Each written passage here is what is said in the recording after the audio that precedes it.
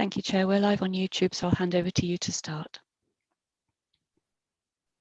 Thank you, Sarah. Good morning and welcome to East Devon District Council's Virtual Licensing and Enforcement Subcommittee on 24th of August 2022. I am the Chair, Councillor Kim Bloxham. I would like to welcome anyone watching the meeting via the live streaming. All participants here today are taking part remotely, and as well as being live streamed, the meeting is being recorded, so please bear this in mind throughout. And may I remind you to be careful with your language. May I also remind council members that the Code of Conduct applies throughout this meeting. We also reserve the right to remove and disconnect any participant who is disrupting the meeting by whatever means.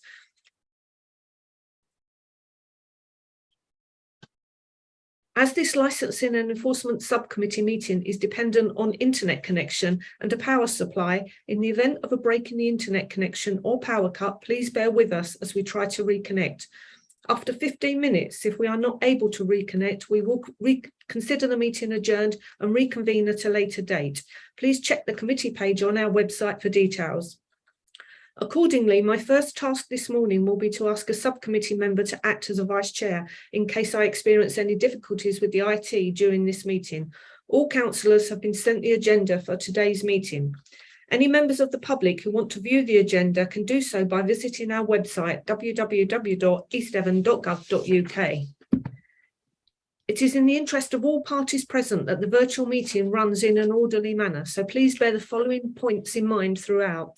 Please make sure all phones are turned off or are on silent, and make sure all microphones are muted when you are not speaking to avoid any background noise levels. Please keep points short and do not repeat points that have already been made, and do not interrupt other speakers. For the purposes of confirming that the meeting is quorum, we will now do a roll call of members present. Thank you, Chair. Thank you. Councillor Bloxham. Present. Councillor Davey. Present. And Councillor Dent. Present. Thank you, Chair. The meeting is quorate. Thank you. Our next task is to elect a vice chair for this meeting. Can I ask for a nomination of the vice chair, please? Yes, I'll nominate Councillor Alan Dent. Gee, thanks. Accepted. Thank you both. Agenda item 1, minutes of the previous meeting held on 8th of June and 15th of June 22. If anyone has any comments on the minutes of the meetings held on 8th of June and 15th of June 22, please indicate by raising your electronic hand. As there are no hands raised, I'll take that the minutes of both meetings are agreed. Agenda item 2, apologies, none at the time of writing. Agenda item 3, declarations of interest. Does any member have any interest to declare? Please now indicate by raising your electronic hand. No hands raised, so I take that as none. Thank you. Agenda item 4, matters of urgency. There are no matters of urgency to discuss. Agenda item 5, confidential exempt items. There are no confidential or exempt items to discuss. Agenda item 6, which is to consider the suspension or revocation of a personal licence issued by this licensing authority, pages 10 to 21. Mrs. Barber, the licensing officer, will now provide a summary of the report and an update on any changes to the report as published, and take any questions. Over to you, Mrs. Barber. Leslie. Thank you and good morning, everybody. So the committee are asked to consider the personal licence of Mr. Peter David Hayball in light of his recent convictions for relevant offences. Mr. Hayball holds a personal licence with this authority and has done so since 2005, when the current Licensing Act commenced. Prior to that, he held a position as a licensee under the 1964 Act. The Act states that the licensing authority may suspend or revoke a personal licence when it becomes aware that the holder of a personal licence has been convicted of any relevant offence. And you'll see from the report that Mr. Hayball is convicted on 3 counts of sexual assault. The certificate of conviction at Appendix B confirms these convictions and also the sentence imposed. And you will note that Mr. Hayball received a custodial sentence of 18 months. It may assist the committee if I set out a timeline of events and how we came by this information. So you'll see from the report that Mr. Hayball was convicted at Exeter Crown Court on the 28th of March this year. This information didn't come to light until some 7 weeks after that date, on the 19th of May, almost by accident really, when a member of the licensing team contacted Mr. Habell's partner by phone after noticing a discrepancy with her address. Mr. Habell at that point came to the phone and explained that he had been convicted of 3 offences and that he was awaiting sentencing, which was due to take place 5 days after that conversation on the 24th of May. If the team had not by chance contacted Mr. Habell's partner, then these offences may not have come to light. Mr. Habell was advised at that time that he would need to contact this authority once sentencing had taken place. We didn't receive any further contact from Mr. Habell, and on the 25th of May, the day after sentencing, I checked for details in the local press, and this is how the full conviction information and sentence details came to light. We've had no written confirmation from Mr. Habell, and therefore I verified the conviction and sentence by obtaining a certificate of conviction from the Crown Court, and you will see that within the report pack.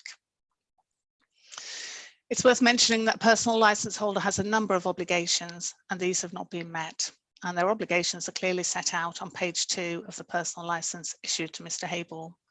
You'll see that at Appendix A within the report. It's page 15 and 16 of the agenda pack. So Mr. Habell hasn't advised the court, as far as we're aware, that he's a personal licence holder, and he does have a duty to do that. If he is charged and goes to court for a relevant offence, he has to produce his personal licence to the court, and if he can't produce the personal licence, he must notify them that he is a personal licence holder. As far as we're aware, that has not taken place. The court, of course, have a duty to notify the licensing authority, but if the court don't know, then they can't do that. Mr. Habell's also failed to give this licensing authority any written notice of his conviction and any written notice of his sentence. Both of those are requirements of a personal licence holder, and that is set out within the licensing legislation. So with regard to the convictions themselves, Section 132 of the Licensing Act gives the licensing authority power to suspend for up to a period of 6 months or to revoke a personal licence where the holder is convicted of a relevant offence. And the convictions that Mr. Habell now holds are deemed to be relevant offences, and they're set out within the Licensing Act. So the Act sets out that if a licensing authority is considering suspension or revocation, it must notify the licence holder, inviting them to make any representations. That is what we've done. You can see that at Appendix C, and Mr. Habell's response to that notice, his own representation, can be seen at Appendix D, which is page 20 of the agenda pack.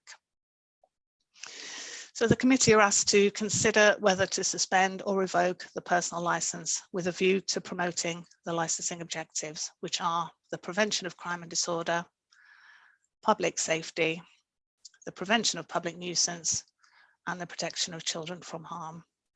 So to summarise, the committee have 3 options available. Option number 1, to suspend the licence for a period not exceeding 6 months, to revoke the personal licence, or to decide to take no action. And if the committee do choose not to revoke, then we have to notify the police that the licence has not been revoked and invite the police to submit their own representation. If that happens, then this matter would come back to the committee for further consideration. All additional information is contained within the report, and I'm happy to answer any questions you may have. Thank you. Thank you, Leslie. Members, do you have any questions for the licensing officer?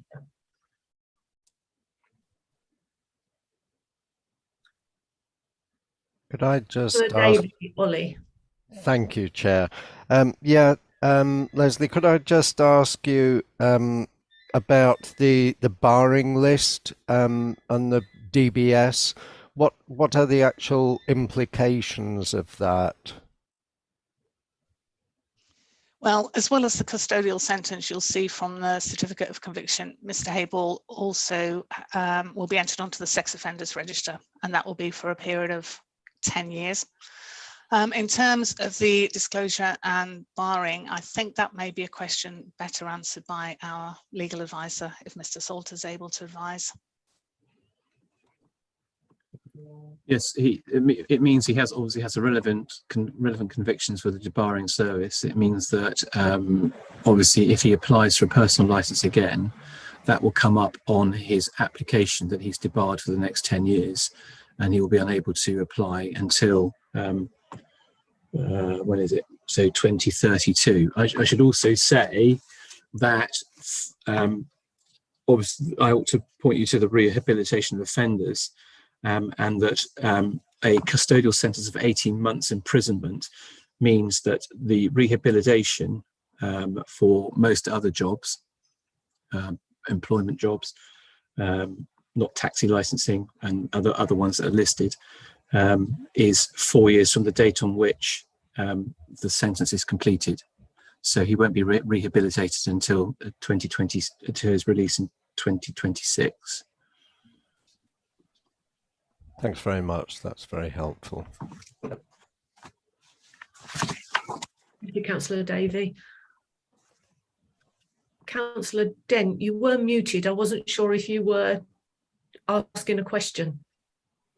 No, I'm fine. Listen to the officer's report. Thanks for the explanation to Councillor Davies' question. That clears it up for me. Thank you.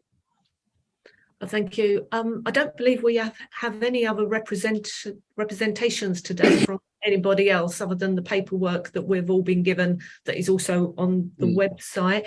I think, as usual, the officer's report and the clarity today from the licensing officer has given us a great deal of information to consider.